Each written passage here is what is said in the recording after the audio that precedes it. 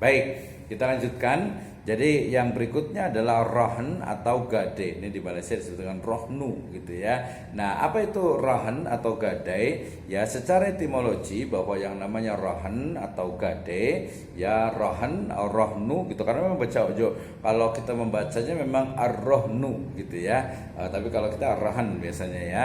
Nah, yaitu ad-dawam was-subut ya, yaitu tetap dan terus menerus. Jadi secara etimologi rohan itu adalah tetap gitu ya, dan juga terus menerus. Artinya sesuatu yang tetap gitu kemudian dilakukan secara terus menerus, itu adalah rohan ya. Nah, tapi itu masih secara bahasa atau lughatan atau etimologi. Yang kedua, bahwasanya Imam Syaukani ya ini masuk ke dalam definisi dari wakaf, definisi dari rohan gitu ya, definisi dari rohan secara istilah ya. Tapi dia menyebutkan itu secara bahasa juga bahwa rohan ataupun gadai ya dengan fathah di awalnya, jadi rohnu, ro fathah, ro fathah, ya ro gitu ya, rahan ya, dengan fathah di awalnya dan huruf h ya, huruf h-nya itu disukun rahan gitu ya, bahwa rahan dengan fathah di awalnya dan huruf h disukun berarti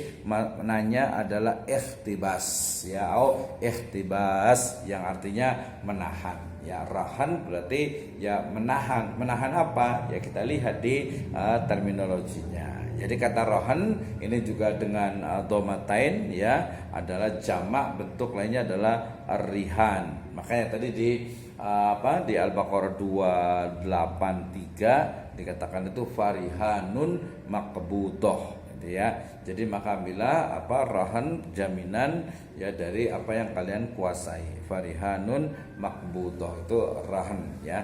Ini di surah Al-Baqarah ya 284. Wa in kuntum ala safarin wa lam tajidu katiban farihanun maqbudah. Nah, kemudian bahwa rahan ini ya tadi bentuknya adalah jamaknya gitu ya, bentuk lainnya adalah rihan dengan ro di kasroh seperti dalam kata kutubun. Jadi rihan rohnun ya, mufrad kitab, dari mufrad yaitu kitab, kutub yang dapat dibaca dua-duanya. Jadi bisa dibaca kasroh ar-rohn rihan ataupun rohnu atau ar-rohn. Itu adalah rohan atau gadai ya. Kalau di Indonesia biasanya menggunakan istilah gadai ataupun bor ya, menggunakan bor bisa juga gitu ya. Nah, itu nanti ada pengaruh dari Belanda. Tapi intinya adalah bahwa sesuatu yang digadai itu dia memang ditahan ya, ditahan sampai akad dari gadai itu selesai, yaitu dengan dibayarnya utang. Itu adalah pengertian dari rahan. Kalimat rahan dalam Al-Quran tadi saya sebutkan juga ada dalam surat Al-Mudaththir ayat ke-38. A'udzubillahi minasyaitonirrajim. Kullu nafsin bima kasabat rahinah. Ya, bahwa saya tiap-tiap diri itu bertanggung jawab atas apa yang telah diperbuatnya. Ya, kullu nafsin bima kasabat atau bima kasabat rohinah. Setiap-tiap diri bertanggung jawab atas apa yang telah diperbuatnya. Al-Mudaththir ayat ke-38. Kemudian juga sabda Nabi SAW, nafsul mu'minun atau nafsul mu'minu marhunatun bidainihi hatta yaqdi alaih. Ya, bahwasanya jiwa seorang mukmin itu marhunah ya, artinya itu dia tergadai ya. Sampai kapan ya? Bidaini atau bidainihi hatta yaqda anhu ya, sampai jiwa seorang mukmin itu bertahan dengan hutangnya sampai dibayarkan. Jadi selama utang itu dibayarkan maka dia masih punya utang yang sangat banyak gitu ya. Nah, ini adalah sabda dari Nabi Shallallahu Alaihi Wasallam. Jiwa seorang mukmin itu tertahan atau tergadai dengan utangnya sampai dibayarkan. Nah, ini jelas sekali ya, kata rohan ternyata ada di dalam Al-Quran. Nah, sedangkan secara terminologi yang disebutkan rohan ini banyak sekali nih yang mendefinisikan nih ya, dari mulai Shalih Al-Fauzan, ada Wahab Zuhali, Abdurrahman Al-Jazairi ya. Misalnya saya ambil dari Abdurrahman Al-Jazairi atau Al-Juzairi ya, dalam kitab Fiqh Al-Madahibul Arba'ah. Beliau mengatakan bahwasanya rohan itu adalah ja'lu ainin laha qimatan maliyatan fi nadhari syar'i istiqatun dain au siqa wasiqatun bidain. Jadi yang disebut dengan rahan itu adalah ja'ala ainul laha qimatun maliyah fi nadhari syar'i. Jadi menjadikan nilai pada suatu barang yang bersifat harta benda pada pandangan syar'i sebagai jaminan utang. Jadi bendanya itu memang memiliki nilai gitu sehingga disebut harta. Kullu nafsin, kemudian dikatakan itu kalau mamanya yang benda ini ya suatu benda bahwasanya kullu nafsin misalnya itu bima kasabat rohinah tadi itu ya.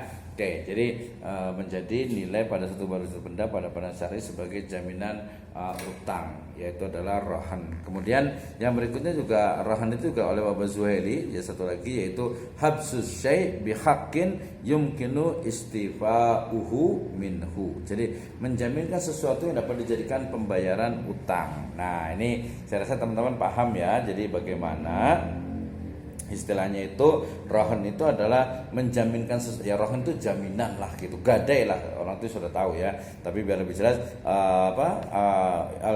Wahb Zuhaili ya, Profesor Dr. Wahb Zuhaili itu mengatakan bahwasanya habzus syai' bihaqqin yumkinu istifa'uhu minhu. Jadi menjaminkan sesuatu, kayak saya punya HP kemudian ini saya jaminkan ya agar apa? Agar saya dijadikan pembayaran utang atau agar saya memperoleh utang ya, bisa atau bisa juga sebaliknya. Jadi akad rohan itu atau gade itu ya kita utang uang kemudian dengan menjaminkan barangnya. Ya jadi tidak jauh berbeda. Saya rasa paham semuanya ya tentang gadai ya. Jadi nanti kalau nggak paham ya diskusi lah, boleh nanya lah gitu ya. Nah mungkin kalau terkait dengan gade mungkin seolah-olah ya yang menggadekan itu adalah orang yang punya atau yang orang yang tidak punya uang atau kekurangan gitu ya. Ya ada sih memang beberapa seperti itu karena gade itu kan katanya dikatakan itu ya menyelesaikan masalah tanpa masalah gitu ya, terutama nanti kalau yang dengan syariah. Jadi menyelesaikan masalah tanpa masalah berbasis syariah, nah, itu baru betul gitu ya. Tapi kalau menyelesaikan masalah ya dengan riba ya itu jadi bukan membantu namanya gitu. Kita kemarin ingat kan belajar tentang maqasidus syariah gitu ya. Oke, kemudian tadi saya ambil dua, pertama dari Abdurrahman Al-Jazairi atau Al-Juzairi dan yang kedua adalah Wahb Zuhaili terkait dengan terminologi dari rahan. Oke, yang berikutnya tentu saja tadi saya sudah bacakan dasar hukum, tahu ya, dasar hukum itu adalah landasan hukum lah kayak biar tahu. Jadi kalau kita emang Islam bahas nih tentang gade, bahaslah di mana? Al-Baqarah 283 di surat Al-Baqarah ayat ke-283. Allah Subhanahu wa taala berfirman, a'udzubillahi minasyaitonirrajim, wa in kuntum ala safarin walam tajidu katiban farihanun maqbudah fa in amina ba'dukum ba'dha falyu'addil ladzi tumina amanatahu walyattaqillaha rabbah wala taqtumus syahada wa may yaktumha fa innahu athimun qalbuh wallahu bima ta'maluna alim. Ya, jika kamu dalam perjalanan dan bermuamalah tidak secara tunai sedang kamu tidak memperoleh seorang penulis, maka hendaklah ada barang tanggungan yang dipegang. Ya, akan tetapi jika sebagian kamu mempercayai sebagian yang lain, maka hendaklah yang dipercayai itu menunaikan amanatnya atau hutangnya, dan hendaknya ia bertakwa kepada Allah Subhanahu wa taala, dan janganlah kamu para saksi menyembunyikan persaksian, dan siapa saja menyembunyikannya maka sungguhnya ia adalah orang yang berdosa hatinya, dan Allah Maha mengetahui apa yang kita lakukan. Nah, di sini ada farihanun maqbudah dan barang ya yang dijadikan tanggungan. Nah, asbabun nuzul dari ayat ini adalah terkait dengan bagaimana kebiasaan dari orang-orang Quraisy, yaitu berdagang ya, berbisnis ya, berjualan. Nah, ketika berjualannya itu ternyata dalam keadaan safar, otomatis ya. Jadi dari Mekah kemudian juga ke misalnya ke Yaman gitu ya, atau mungkin juga ke Syria gitu ya. Maka kan mereka di perjalanan gitu. Padahal dia akadnya nggak tunai, gimana nih? Kalau mungkin nggak ada masalah gitu kan. Misalnya kalau umpamanya misalnya kita nih ya ada teman yang utang duit, pinjam duitnya dong gitu kan, berapa gitu, ya udah 100.000 deh gitu kan, ada perlu nih, ya udah itu berarti nggak ada masalah. Tapi kemudian ketika kita misalnya lagi jalan-jalan nih kemana ya, ke Malaysia misalnya ya, atau mungkin juga lagi jalan-jalan mungkin ke Bali atau kemana, ke Lombok lah ya. Nah kemudian ternyata teman seperjalanan kita ini dia perlu duit gitu, perlu uang gitu kan, perlu uang, utang duitnya dong gitu. Aduh gimana nih, kita kan lagi berjalan nggak percaya banget nih gitu, apalagi kalau orang baru gitu kan. Oh ya udah, biar percaya nih saya kasih misalnya handphone saya deh buat jaminan, itu namanya rahan. Oh ini deh jam tangan saya ini mahal nih gitu kan ya, buat jaminan, itu namanya rahan. Jadi kalau ini asbabun nuzul atau sebab turunnya ayat ini Al-Baqarah 283 adalah terkait dengan bisnis yang dilakukan tidak secara tunai, kemudian dilakukan di perjalanan atau sebenarnya di luar dari negerinya. Nah, yang menarik juga sebenarnya dalam salah satu riwayat bahwa asbabun nuzul dari ayat ini juga terkait dengan bisnis yang dilakukan antara umat muslim dengan umat non muslim gitu ya. Jadi kalau sesama muslim mungkin ada kepercayaan lah ya, mudah-mudahan dia amanah. Tapi kalau yang non muslim misalnya mungkin masih ragu nih, misalnya orang-orang Yahudi atau Nasrani gitu. Ya udah kalau mau aman berarti ya udah pakai jaminan aja gitu kan ya. Nah, ayat ini juga menunjukkan sebenarnya ya bolehnya kita bermuamalah dengan orang-orang non muslim. Oke, ini dasar hukum dari dalam ayat Al-Quran, gampang sekali. Al-Baqarah 283. Ya 282-nya itu tentang apa? Ya ayyuhalladzina amanu idza tadayantum bidainin ila ajalin musamman faktubuh. Nah, kemudian di 283-nya adalah wa in kuntum ala safarin wa lam tajidu katiban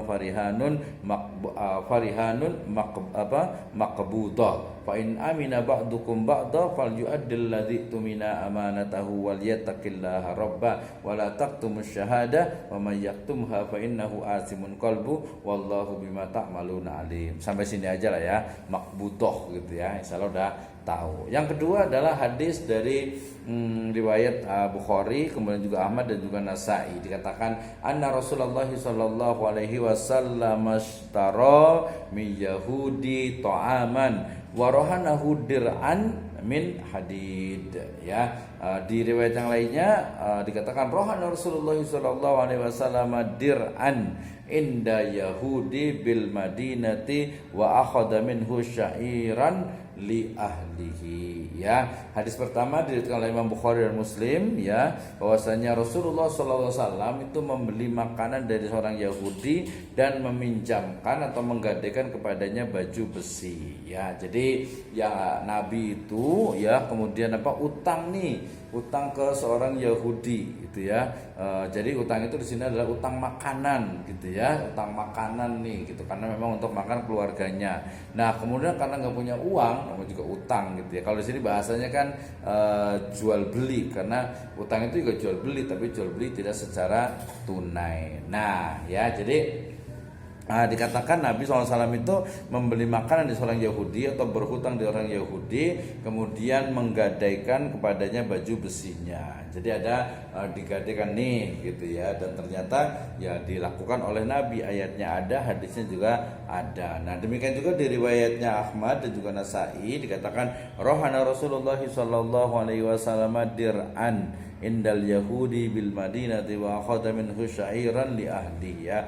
Rasulullah SAW itu telah menggadaikan baju besinya kepada seorang Yahudi ya, dan meminjam kepadanya gandum untuk kebutuhan keluarganya. Nah dari sini kita juga tahu nih bahwasanya Nabi SAW itu juga menggadaikan baju besinya, menggadaikan miliknya gitu. Jadi ya memang syar'i boleh menggadaikan ya.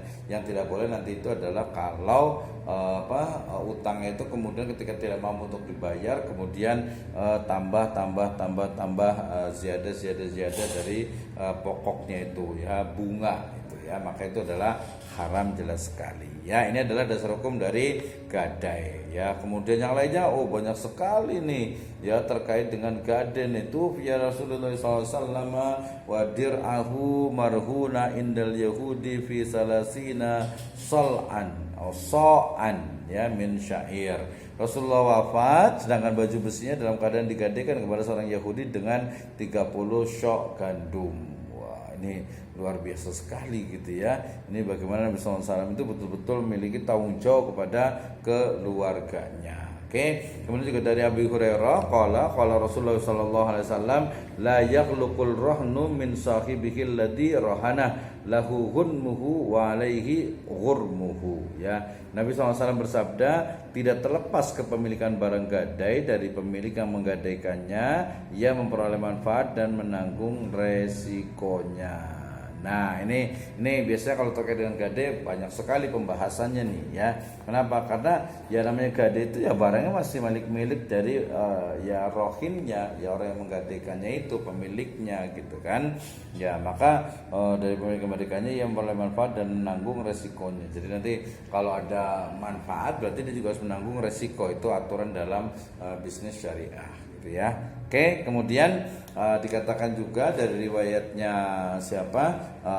Imam Bukhari, beliau mengatakan wa an Abi Hurairah radhiyallahu anhu qala Rasulullah sallallahu alaihi wasallam adh-dhahru qala Rasulullah sallallahu alaihi wasallam adh-dhahru yurkabu binafaqatihi idza kana marhunan wa labanud darri yushrabu binafaqatihi idza kana marhunan wa 'ala alladhi yarkabu wa yashrabu nafaqatan aw nafaqata ya aw nafaqatu rawahul Bukhari. Jadi Nabi SAW bersabda, tunggangan ataupun kendaraan yang digadaikan boleh dinaiki dengan menanggung biayanya, dan ternak ya yang digadaikan dapat diperas susunya dengan menanggung biayanya ya. Kemudian bagi yang menggunakan kendaraan dan memerah susu wajib menyediakan pembiaya perawatan dan juga pemeliharaan. Rawahu Bukhari. Ini juga terkait dengan gade ya. Jadi kalau kita misalnya ada yang menggadaikan kuda, onta, jarang ya, kayaknya udah nggak ada tuh ya. Ya, jadi kalau ada yang menggadaikan misalnya motor, mobil gitu ya, maka ya kalau pemiliknya orang yang menggadaikan itu dia ikhlas untuk dipakai gitu ya, ya maka boleh gitu. Tapi bensinnya, pemeliharaannya dia harus tanggung jawab untuk operasionalnya. Oke, ini adalah hadis riwayat Bukhari, Ibnu Majah dan Rukunin Syafi'i ya yang berbicara tentang rahan. Nah, kemudian juga kita ingat kemarin di usul fikih, ayat Al-Qur'an, kemudian hadis, kemudian ijma atau qiyas, dan juga di sana fatwa. Nah, fatwa di sini dikatakan yang kemarin saya bacakan juga, al aslu fil muamalati al ibahatu illa yadulud dalil ala tahrimiha. Ya, bahwasanya asal dari bentuk muamalah adalah mubah sampai ada dalil yang mengharamkannya. Ini menunjukkan berarti ya boleh kecuali ada dalilnya. Ya riba ya nggak boleh. Kenapa? Ada dalilnya nih haram dan seterusnya. Gitu ya. Oke, kemudian juga riwayat ini juga dijelaskan kembali dalam riwayat yang agak mirip sama, al aslu fil asya'i al ibahatu illa yadulud dalil ala tahrim. Asal dari segala sesuatu adalah mubah sampai ada dalil atas keharamannya. Jadi ya hukumnya mubah dulu gitu. Tapi nanti kalau mamanya ada yang ini nggak boleh nih, ini nggak boleh seterusnya, ini nanti lebih melonggarkan dari umat Islam itu sendiri. Oke, ini adalah kaidah dan juga fatwa terkait dengan rahan atau gadai. Oke, rukun ya sama juga dalam fikih muamalah selalu dibahas tentang rukun. Ya rukunnya pertama ya berarti ada yang menggadaikan yaitu rahin. Ya, kemudian ada yang menerima gadai, ada murtahin. Kemudian nanti ada sigoh atau ijab dan qabul. Kemudian nanti kalau mamanya yang di toko ya berarti dia ada yang tanggung jawab gitu kan ya. Ada yang tanggung jawab untuk menjaga dari barang yang sudah dijual belikan tersebut. gitu ya. Nah, rukun itu berarti adalah rohin dan juga murtahin ya. Nanti di leverage lagi ya, bisa jadi mereka itu pisah gitu ya, dalam artian itu masing-masing itu memiliki kegiatan gitu ya. Jadi rohin dan murtahin ya berbeda gitu ya, tapi kemudian mereka memiliki hak dan kewajiban karena adanya gadai tersebut ya. Rohin dan murtahin. Yang kedua adalah ma'qud alaih, yaitu harta benda yang menjadi barang jaminan serta utang sebagai pinjaman rohin. Yalah, jadi ada bendanya kan. Ma'qudnya di sini itu ya utangnya tadi itu utang plus juga benda yang dijadikan marhun namanya itu, yaitu benda yang digadaikan. Saya mau menggadaikan misalnya handphone misalnya, udah berarti itu marhunya adalah handphone itu sendiri gitu ya. Ada sighat, yaitu lafaz yang terdiri dari ijab dan qabul dari kedua pihak yang melakukan transaksi gadai. Nah, ini kita akan ini kan tuh, jadi sighat itu bisa lafaz, bisa melalui lisan gitu ya, atau bisa juga melalui tulisan gitu ya, atau mungkin kalau memang orangnya tidak bisa bicara dan itu ya bisa pakai isyarat. Oke, ini adalah rukun dari gadai, dan kalau rukun berarti ada syaratnya. Syaratnya apa? Rohin tadi itu orang yang menggadaikan itu syaratnya apa ya? Jelaslah dia harus punya harta. Harta itu adalah milik sendiri. Kemudian juga karena ini adalah rohan berarti harus ada sepengetahuan gitu ya. Kalau keluarga sih tidak terlalu gitu ya, tidak terlalu berkaitan erat gitu ya. Oke, itu adalah rukun ya. Tadi ma'qudnya bendanya otomatis, rukunnya tadi kan ma'qud alaihnya bendanya. Nah, syaratnya ya benda itu berarti harus halal, tidak boleh najis gitu ya. Kemudian juga tidak boleh hasil dari yang diharamkan dan lain sebagainya. Misalnya gimana menggadaikan misalnya menggadaikan apa ya? Misalnya menggadaikan tempat ini narkoba gitu ya, atau menggadaikan mungkin kristal tempat homer gitu ya. Wah, itu kalau dia belum dipisahkan ya berarti masih najis itu ya, homernya itu. Walaupun ada sebagian yang tidak najis, tapi pokoknya bendanya itu adalah yang halal gitu ya. Oke, rukunnya. Nah, syaratnya akidan ini berarti dia tadi ada rohin dan murtahin itu sudah balik, dia sudah dewasa, kemudian juga berakal dan tidak gila. Sekarang kalau saya dianggapnya gila gitu ya. Kemudian marhunnya bendanya ada, dapat dipegang, dikuasai, bernilai harta, harus utuh bukan utang, barang tidak cepat rusak. Nah, ini nanti terkait dengan apa? Dapat dipegang, ini mau tidak semua, jadi ada yang hanya dikuasai saja. Kemudian sighat atau lafaz jelas dan dapat dipahami. Kemudian marhun bihnya adalah utang atau barang yang dapat dibayarkan atau dikembalikan milik murtahin. Nah, jenisnya ada rahan yang sahih, yaitu rahan yang benar-benar karena terpenuhi rukun syaratnya. Yang fasid berarti yang tidak terpenuhi rukun dan syaratnya. Nah, ketika rahan itu dilaksanakan, maka adanya utang bagi rohin otomatis. Penguasaan suatu barang berpindah dari rohin kepada murtahin, kewajiban untuk bekerja atau untuk menjaga barang gadaian bagi murtahin, dan biaya-biaya pemeliharaan harta gadai menjadi tanggung jawab rohin. Nah, oke, itu adalah bagian dari rahin. Nah, terakhirnya dari sisi praktek di perbankan, kemudian berakhirnya rahin berarti ketika misalnya barang gadaian dikembalikan, hutangnya sudah dibayar, kemudian dipaksa oleh hakim, kemudian pembebasan utang, pembatalan utang, bangkrut, rusak dan lain sebagainya. Oke ya, itu berakhirnya rahan.